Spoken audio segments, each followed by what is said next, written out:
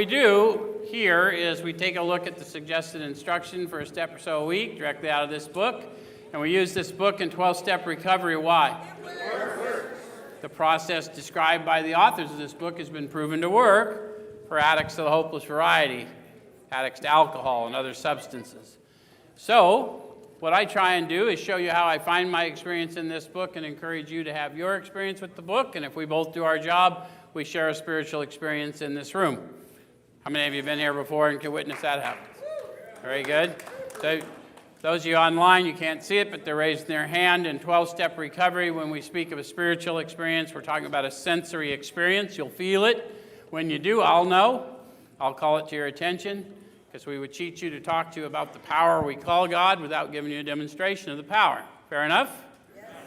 And the other thing is, members, if you're in here tonight, and this is your first time, we want you to know at this group and at the church, the Recovery Church on Saturday, Chaplain Lee, we encourage your family to come too. So although you're not supposed to have visitors in the place and all that stuff, for this recovery meeting and for the church service, your family can come, be with you, see what you're doing upon your reentry, getting ready to come home to them, huh? Yep. So, and we encourage you to do that if you want to. And members of the public, just thanks for celebrating our people's return home. If you don't know what we do here, most of these people are freshly released from prison, and they come here to get ready to go reenter society successfully. And so we're all here to help them do that.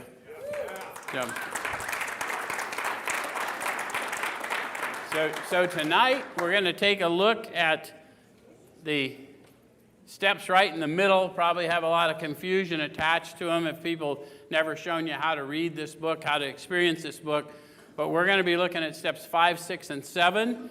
And they are described for us in chapter 6 of your book. If you're following along in the book, you'll find that on page 72. And interestingly enough, it's in a chapter called Into Action. Yeah, to Sean's point, it's not into thinking. Because what we learn is we can't think our way into better acting. That's what we tried to do in our addiction, yes? So what we're going to have to do is act our way into better thinking, and if we get our feet moving, the mind will catch up. How many of you have been around a minute and have found that to be true? Okay, so they're going to tell us a little bit about this next phase of our development. It says, having made our personal inventory, what shall we do about it? They've got a question mark. How many of you had to figure out what to do about your personal inventory? How many of you had someone helping you figure out what to do about it? How many of you did both? Tried to figure it out on your own, you finally humbled yourself to ask for a little help. We didn't have any self-sponsored individuals here? Okay. It happens. I've read about it. Okay, so we've been trying to get a new attitude, a new relationship with our Creator, and to discover the obstacles in our path. Is that what you've been trying to do? And those of you who are new to the process, you may not, especially if you're someone who's atheist or agnostic, which half the original fellowship were. They don't remain that way, but they start that way. So I may want to know, why would I want a new relationship with a Creator I did not believe in? Well, what they discovered is the reason I would is they learned through the process, regardless of their beliefs, that their relationship with creation was their relationship with Creator. So if you're having a difficult time in creation, you might want to check in with Creator. Make sense? Okay. So it says we've admitted certain defects and we've ascertained in a rough way what the trouble is.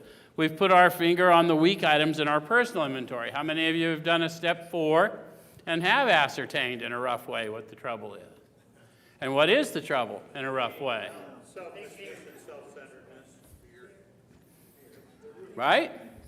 Selfishness, self-centeredness, dishonesty, right? Driven by fear. Some of that stuff we read about in 3 is now real. We've seen it, yeah? Various manifestations of self have defeated me.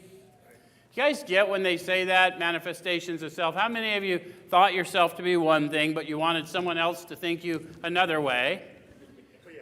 And so you convinced them you were that other thing, but then when you want them to know who you really were, they didn't know them. Okay, so those manifestations of self defeated me. So we're going to now look at those common manifestations. Fair enough? Yep. Okay, so now these are about to be cast out. This requires action on our part, which when completed will mean that we've admitted to God. When we say God, what do we mean? God. We've admitted to power, to ourselves, and to another human being the exact nature of our defects. So the inventory gave me the exact nature, and I looked at selfishness, dishonesty, resentment, fear, how I was inconsiderate. Yes? Okay. This brings us to the fifth step in the program of recovery mentioned in the preceding chapter. This is perhaps difficult, especially discussing our defects with another person. So how many of you looking at it thought, man, that looks difficult? How many of you going through it thought, this is difficult? Yes. So the authors are masters of understatement. We may not have voiced it, but they're voicing it for us. Do not let that which you fear steal from you a better version of you. Yep. Make sense? Yep. We're going to ask for power. We've discovered the power is within. We're going to ask and move. Yep? Okay. So we think we've done well enough in admitting these things to ourselves. So what did they discover? The first thought was, I copped to it. How many of you have admitted something to yourself? How many of you got a lasting effect from the freedom that produced?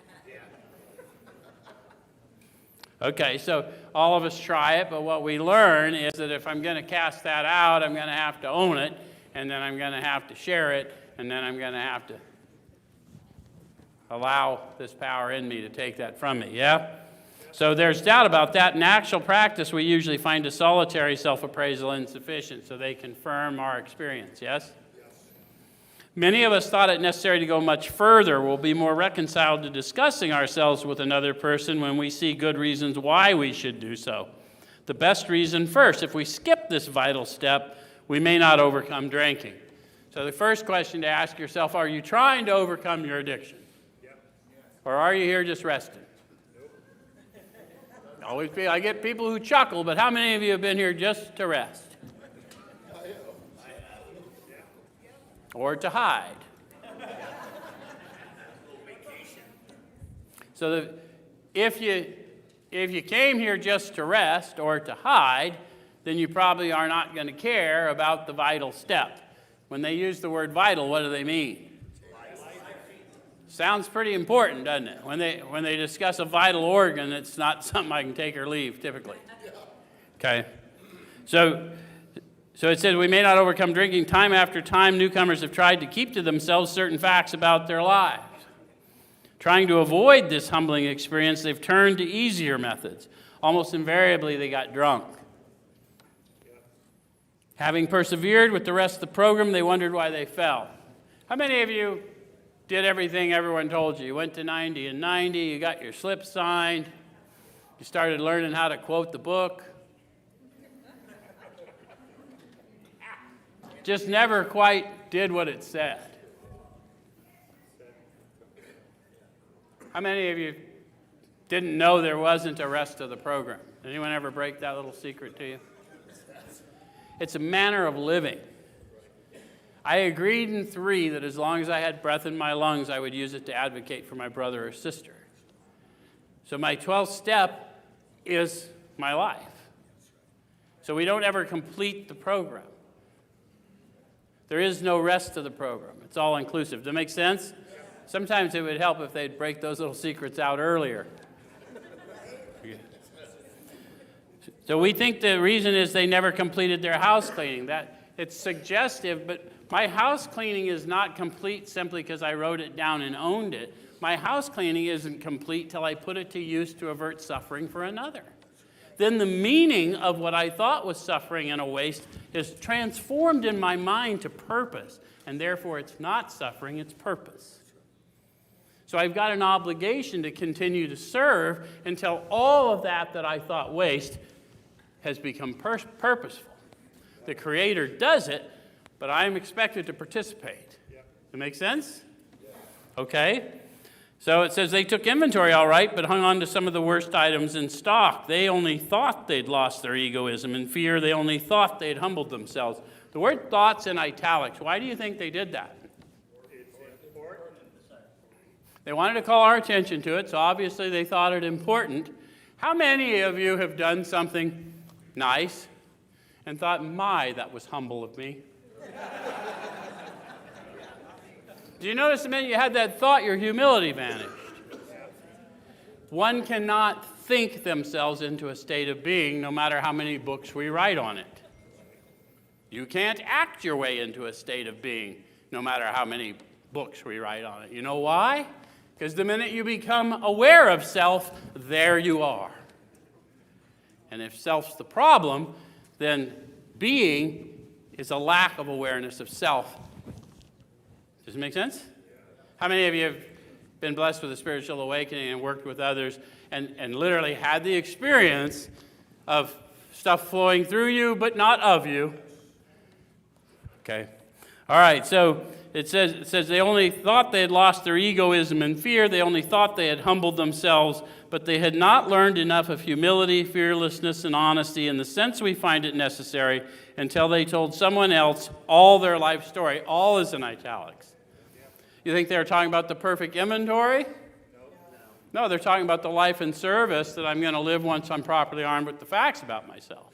Then God will direct my steps, and I'll continue to bear witness, yes? Okay.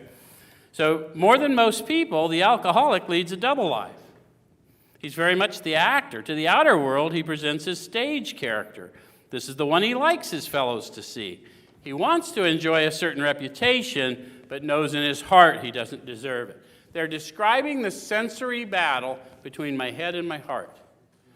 I want you to think this of me, but I know that's not me.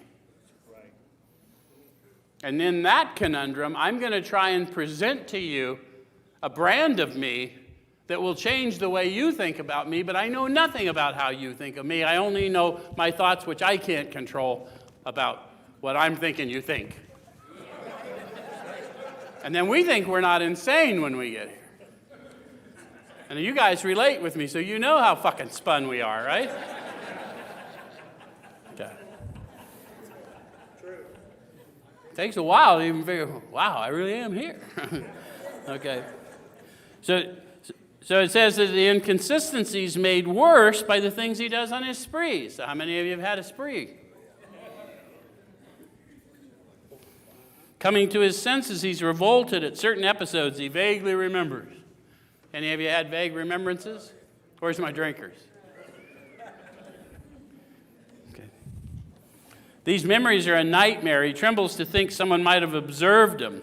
As fast as he can, he pushes these memories far inside himself. He hopes they'll never see the light of day.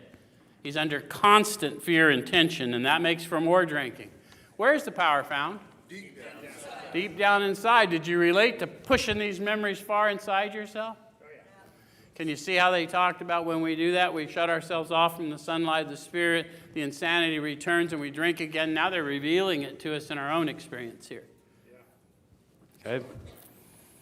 So psychologists are inclined to agree with us. How many of you made it to a psychologist along the way? Psychiatrist? Okay. We've spent thousands of dollars for examinations. How many of you spent a little money on them or spent the insurance company's money on them? Okay. Or spent the state's money on them because you had a few assessments while you were inside too. We know but few instances where we have given these doctors a fair break. So I got to ask you, did you tell them the whole truth? Did you follow their advice? Where's my opiate addicts that like the pills? We never told them the truth, and we didn't follow their advice, right? Roughly. Take one every 6 hours. Okay, 6 every hour.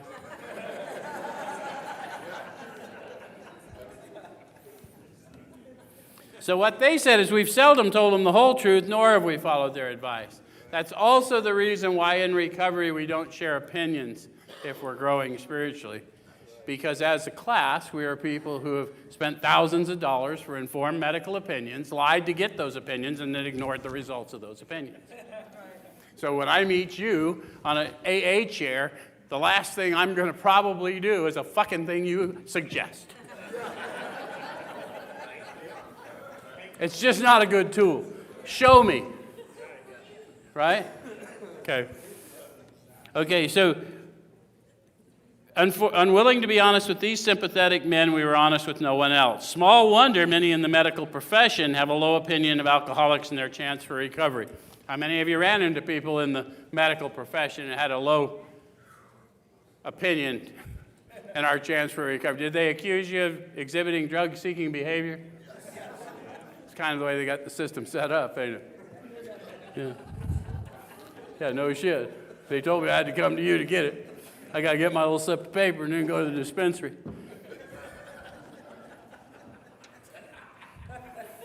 I'm the only one that ever did that shit, huh? Okay. So we must be entirely honest with somebody if we expect to live long or happily in this world. And rightly and naturally, we think well before we choose the person or persons with whom to take this infinite and confidential step. So how many of you, considering asking someone for help, have spent a lot of time thinking about who? Because sometimes we're afraid, what if they say no? What if they say yes? What will they think of me when they learn about who I really am? So rightly and naturally, okay. And then it says, those of us belonging to a religious denomination which requires confession must, and of course, will want to go to the properly appointed authority whose duty it is to receive it. Though we have no religious connection, we may still do well to talk with someone ordained by an established religion. So how many of you working with somebody, or maybe it's just yourself, maybe didn't have a religious connection, but you did find some comfort in knowing that whatever you said in the confessional was protected by the confession. So we honor that tradition. And then they're going to talk a little bit more about the deep dive. Me and AA, I've got to do my confession to the properly appointed authority, and I've got to do my AA practice because I'm going to have a deeper dive. Does it make sense? So it says, we often find such a person quick to see and understand our problem. Of course, we sometimes encounter people who do not understand alcoholics. So how many of you have encountered people who do not understand alcoholics? My ex-wife. How many of you, as you've started working with others, got angry at people acting in bad behaviors, but they're powerless to behave otherwise, right? I know that. I admitted that myself. How many of you have gotten really mad at yourself and beat yourself up for behaving in weird ways? Okay, so we never have to get any further than there. Right. Because clearly I don't understand alcoholics. But the power within me does, right? The power within me knew I wanted to get sober when I could manifest no outward reaction that showed it. And yet here I am, right? So, if we cannot or would rather not do this, we search our acquaintance for a closed-mouth understanding friend. How many of you are not sure you know any closed-mouth understanding friend? How many of you would have to admit when you first came around and maybe for a long time thereafter, we're not terribly closed-mouthed and understanding? How many of you have grown as you've grown spiritually? Okay, so we're going to grow into it. They'll tell us later that their role they're playing in my sobriety is infinitely important. We're linked because they're showing me, yeah? Okay. So perhaps our doctor or psychologist will be the person. It may be one of our own family, but we cannot disclose anything to our wives or parents which will hurt them and make them unhappy. We have no right to save our own skin at another person's expense. Such parts of our story we tell to someone who will understand, yet be unaffected. So you may have to tell different people about different parts of your story for various reasons. And when they say understand what? Unaffected by what? Understand that you are in your search for the truth. Not my truth, not your truth, but the truth.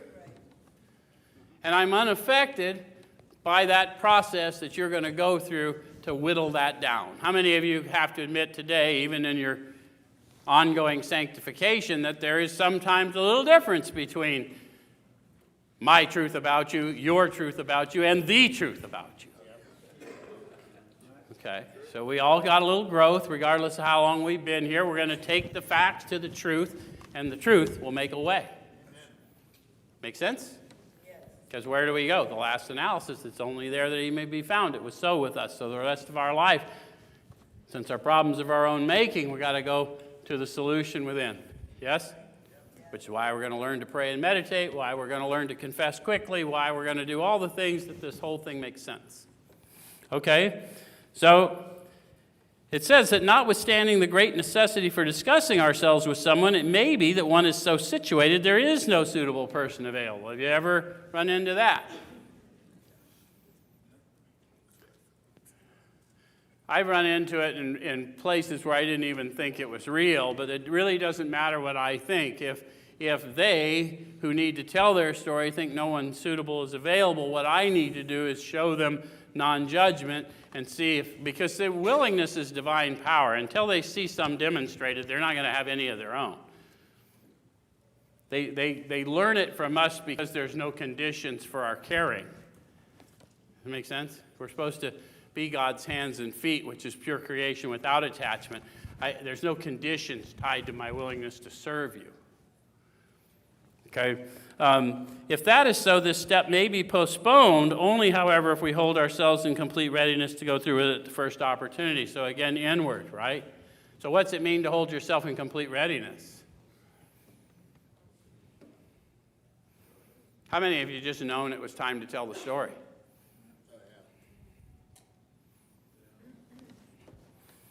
So they're going to tell you a little bit about what it looked like for them. It's important that he be able to keep a confidence that he fully understand and approve what we're driving at, and he will not try and change our plan, but we must not use this as a mere excuse to postpone. When we decide who is to hear our story, we waste no time. So one indicator that I know what I'm going to do is I'm not thinking anymore, I'm acting. How many of you found yourself acting before you gave it much thought? Stewed on it, I really need to do this, I really need to do this, and then found yourself in full do before you considered. How many of you have met that person in the store that you just said, hey, how you doing? And you got their whole life story, and you're at the end, you're like, fuck. Really? So we'll see it. They decided you were to hear their story. And remember, they're not talking to you, they're talking to him. So act accordingly. We explain to our partner what we're about to do and why we have to do it. What do? Why do we have to do it? How many of you had a little help with that? Someone told you, here's what we're going to do, and the reason I have to do it, I doubt I'd made much progress had I not taken action. Here's the action I took. I sat down with somebody. I tried to lie to them. They knew I was lying to them. I don't know how. They asked me point blank, Joe, what are you holding back? I said, shit. Then I coughed up this little thing, and then I was free, and he was satisfied. And I don't know how he knew either one until I took someone else to the step, and I learned how he knew either one. Because I asked the same thing of a guy, what are you holding back? He said, fuck, how'd you know? I said, because when you let go, I'll feel the flow of the Spirit. So when you don't let go, you're holding my hit. And I have always known when you sons of bitches will hold my hit. Who listens to Fifth Steps and know I'm not lying? We know. That's why we do it. Okay. All right. So he should realize we're engaged upon a life and death errand. Most people approached in this way will be glad to help. They'll be honored by our confidence. Now they're going to talk to us about the experience of getting dug in. We pocket our pride and go to it. So that's like a get it out of here, get it in here, and get ready, yeah? Yep. Illuminating every twist of character, every dark cranny of the past. What's every mean? Even that one little thing. And it's not the perfect inventory or the perfect confession we're looking for. It's whatever you think is insignificant that made its way into your thought life, spill it. Because it's blocking you off. Make sense? Yes. Once we have taken this step, withholding nothing, we are delighted. So they gave you a promise and condition. What was the promise? they're delighted, which is why the person taking me through it can feel it. They can feel my delight when I'm too dead to feel it. Sometimes my guy had to point it out to me. That you just felt, that was God, Joe. And I'm like, whew, I thought it was something serious. I hadn't felt anything in a long time. Anyway, so the condition is withholding nothing. So if you're not feeling the flow of the Spirit, if you're not, and you may not know it, but the person with you will know it, they'll call it to your attention, and then they'll know to move on, yes? So, but if that didn't happen, one of two things happened. You withheld something, or we'll look at the other reason why that might happen. Okay, so we can be alone at perfect peace and ease. So these are more promises. How many of you can't imagine being alone at perfect peace and ease? Where's my meth addicts? First of all, you're never alone. There's a whole room full of you even when you're alone. Coke addicts, you don't get a pass here. So we can be alone at perfect peace and ease. Our fears fall from us, and we begin to feel the nearness of our Creator. So they're telling you they're feeling a more powerful flow of the Spirit because they've done what they've done. They've shared themselves with God and another human being. Yeah? And so then it goes on to tell us that we may have had certain spiritual beliefs, but now we begin to have a spiritual experience. So they've gone from, I believe God, to I know God, in the process of having the tangible encounter that is that full-throated confession. Yes? Here I am. Take me as I am. Yes? Okay. All right. So the feeling that the drink problem has disappeared will often come strongly. That's a promise and a warning. How many of you got a lot of relief on their fifth step and then sort of dawdled on through the rest? How many of you struggle a little bit? Okay, so it will come strongly because it's a lot of relief. We are delighted. But that was only to open my eyes and get my assignment. I now have to carry it out, which is why I'm going to say a prayer in another step, asking for power to carry that out because I now know what's up. The scales are off my eyes. Okay? Okay, so we feel we're on the broad highway walking hand in hand with the Spirit of the universe. These guys use a lot of metaphor, but what's it like to feel that you're on a broad highway? How many of you felt like you lived your whole life on a tightrope? Had to be perfect. Okay, that highway is broad and roomy, all-inclusive, never exclusive, right? So it's okay to be you. So no more manifestations of self-defeating you. Be you. Know who you are and whose you are and walk in it, yeah? Okay. All right, so returning home, we find a place where we can be quiet for an hour. Now, that's pretty specific, isn't it? Carefully reviewing what we've done. So what have we done? I've written an inventory. I've shared it with someone else. I've probably answered a bunch of questions. And now, in the course of this hour, I realize there's some detail I left out, or I spun it a little bit, or maybe nothing. Or maybe I'm still feeling guilty about something I copped to. I'm not feeling the relief. Any of you get all the way through this and still feel really bad about something?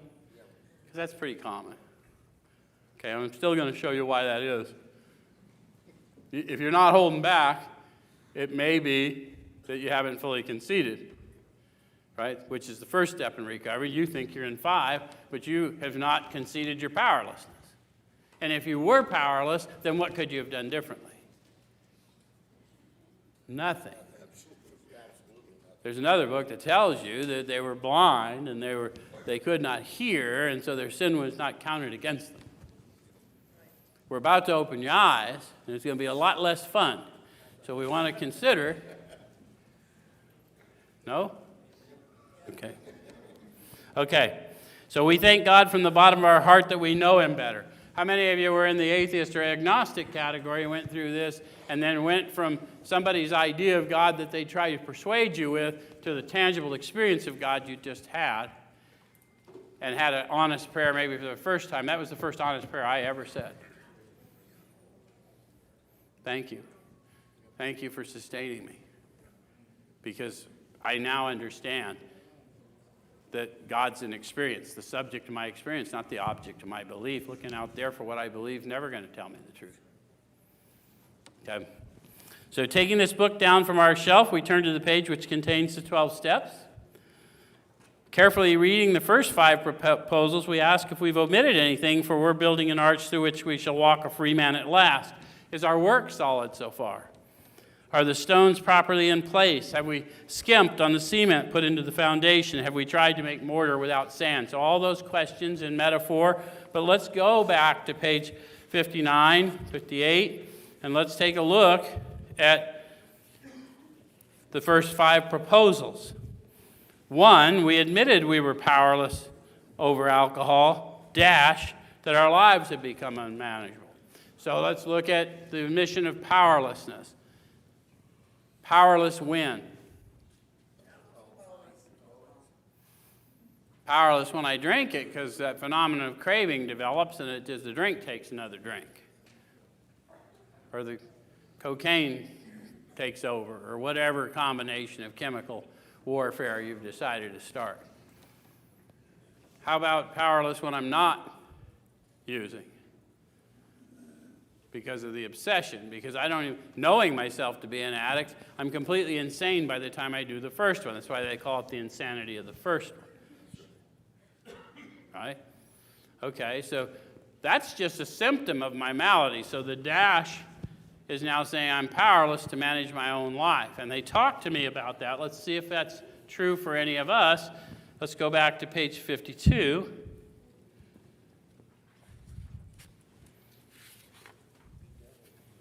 And it says we had to ask ourselves why we shouldn't apply to our human problems this same readiness to change our point of view. We were having trouble with personal relationship. How many of you have a history of difficulty in personal relationship?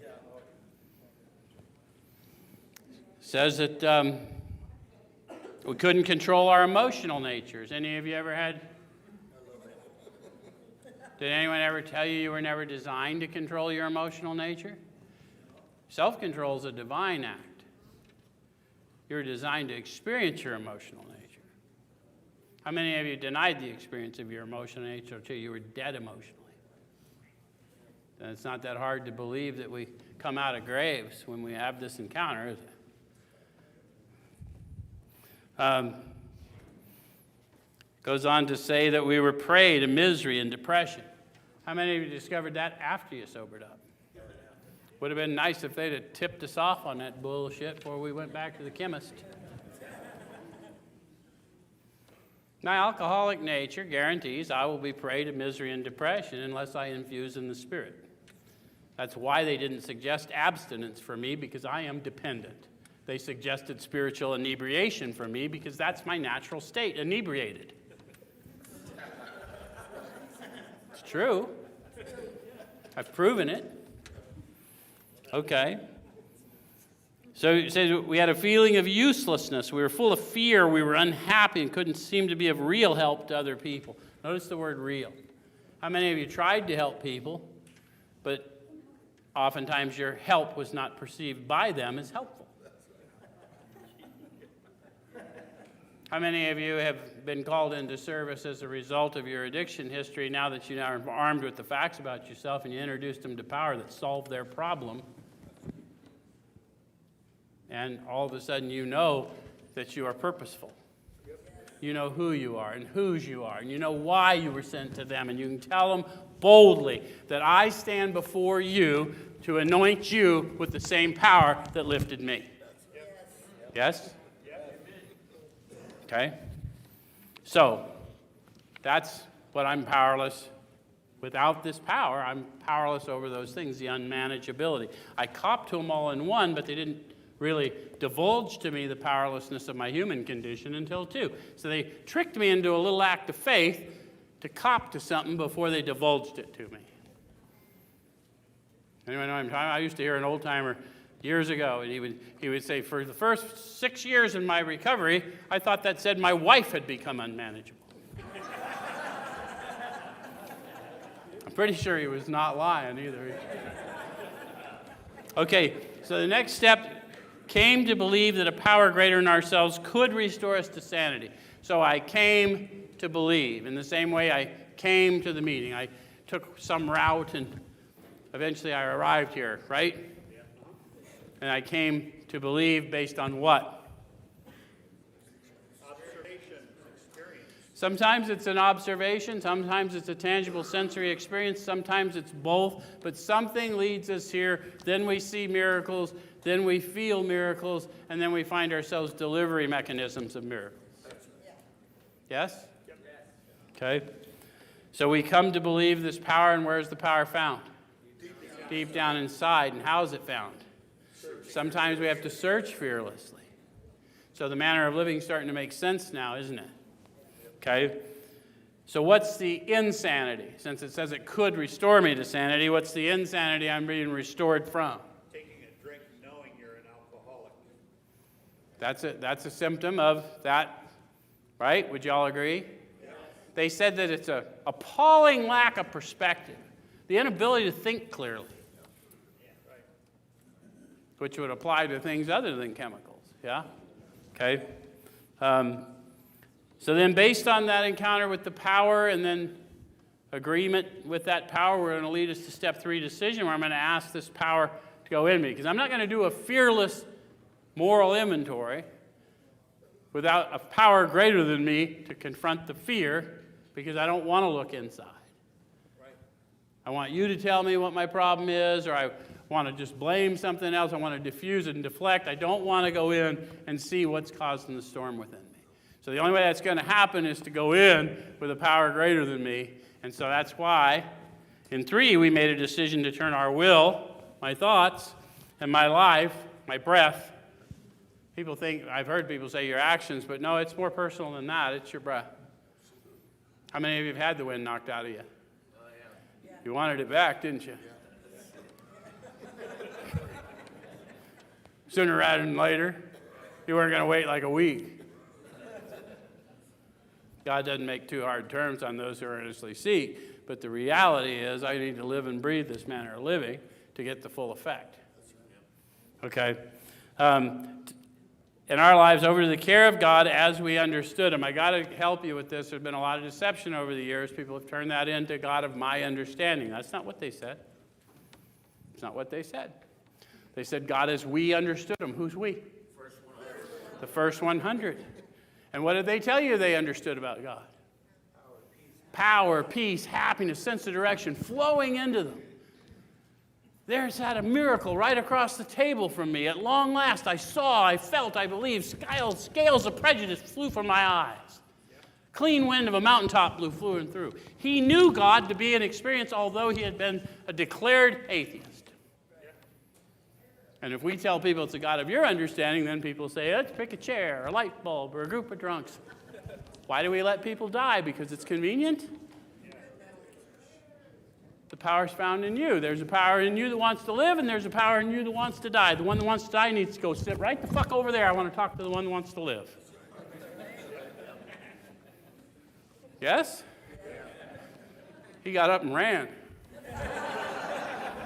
We got authority, too. Believe that around here, huh, Lance? Not because of who we are, but because of whose we are. We got authority around here. Okay, so made a decision to turn our will and our lives over to the care of God as we understood Him. I did that. Made a searching and fearless moral inventory of ourselves. I did that. And I admitted to God, to myself, and to another human being the exact nature. Yes? And we're good with all that? Okay, now we got to go back to where we left off. Page 76. And it says if we can answer to our satisfaction, we then look at step 6. So this is another opportunity. If you're not satisfied with the story you've told, right? So this is where the people that are still holding on to the guilt, look, I left my family, and then I went to prison, and I lost my kids. Powerless is powerless. We're not diminishing it. We're not saying that that's an excuse for the behavior. We're saying there's an explanation for the behavior. And what I'm telling you is your addiction is a calling, not a curse. But you must decide if you're going to accept your calling or remain cursed. And then if you'll decide you're going to make it a calling, get properly armed with the facts about yourself, right? And then get fit by admitting that you're wrong through the amends process. And then the big amends is 12, showing others precisely how you recovered. Yes? Okay. So it says if we can answer to our satisfaction, we then look at step 6. We've emphasized willingness as being indispensable. Are we now ready to let God remove from us all the things which we have admitted are objectionable? They want me to go inward. Question mark means introspective, right? Eyesight without insight is spiritual blindness. So am I now ready? I don't need to ask you, am I now ready? Are we going? Right? And they gave me a little key. I'm powerless, right? Without power, I'm going to remain powerless, but I've gained access to power. It says my part is what? Am I now ready to let? In order to let go, I'm going to have to learn to turn my thoughts to another. When my thoughts turn to another and how to meet their needs, a window opens into consciousness. I receive more power than I need. And in offering them the healing they need, I receive the healing through me. It's not rocket science. It's actually very simple. That's why you feel it. That's why it's tangible. That's why inexplicably you're better than you once were. And people go, wow, you're better than you once were. Yeah, I got God. He sees to it I'm better than I once was. Right? That's the miracle of it, they say. Okay. So we're going to let God remove each and every one. It says, can he now take them all? Every one. They want me to check myself. How many of you found that he could have this one and that one, but not that one? If you're honest with yourself. Okay. So you're going to have to set yourself up with a list of what you're really willing to do right away, what you'll be willing to do with a little bit of prompting. They've laid out the whole book to help you with that, right? The whole book's laid out to the wives, to the family, to the employer, right? Get a circle of support around you, and then go from there. As you want to grow, you'll do more, yeah? Okay? And then it says, if we still cling to something we will not let go, we ask God to help us be willing. So now they're telling you clearly what they learned is willingness is divine power. So we don't want to tell people, I won't work with you because you're not willing, because that's an unloving thing to say. And of course they're unwilling. They have not experienced divine power. That's your job, is to introduce them to divine power. Cannot help something you're judging, right? And we all judge. So you're going to need a power greater than you just to suspend the judgment. How many of you have seen that guy walking in, and he's dressed in a way, or he's walking in a way you know you don't like that son of a bitch? Never met him. Don't know anything about him. How many of you had that very person come up to you and say, hey, man, I need a sponsor? Yeah. You're like, oh. Time to grow, God. Thank you, Lord, for calling. Okay. So it says, when ready, we say something like this. My Creator, I'm now willing that you should have all of me, good and bad. I pray that you now remove from me every single defect of character which stands in the way of my usefulness to you and my fellows. Grant me strength as I go out from here to do your bidding. Amen.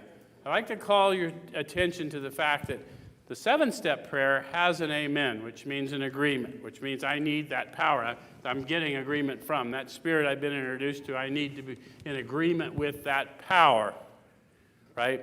The 3rd-step prayer has no such agreement. There's a reason for that. I wasn't committed to the 3rd-step prayer. That was just asking for power. That was my little act of faith. I don't need agreement to look. I need him to reveal. But now he expects me to keep my focus on others and how to meet their needs, and I'm going to go through this process, which is going to require strength greater than me. Yes? Yeah. So now I've got an amen. So it's the second half of the prayer I started in 3, because I now know that there's a little bit of good and a little bit of bad, and I'm not a terribly good judge of what's what. Yeah? Okay. So then it says, and we have then completed step 7, and we've also completed tonight's lesson early, which doesn't often happen. So thank you very much.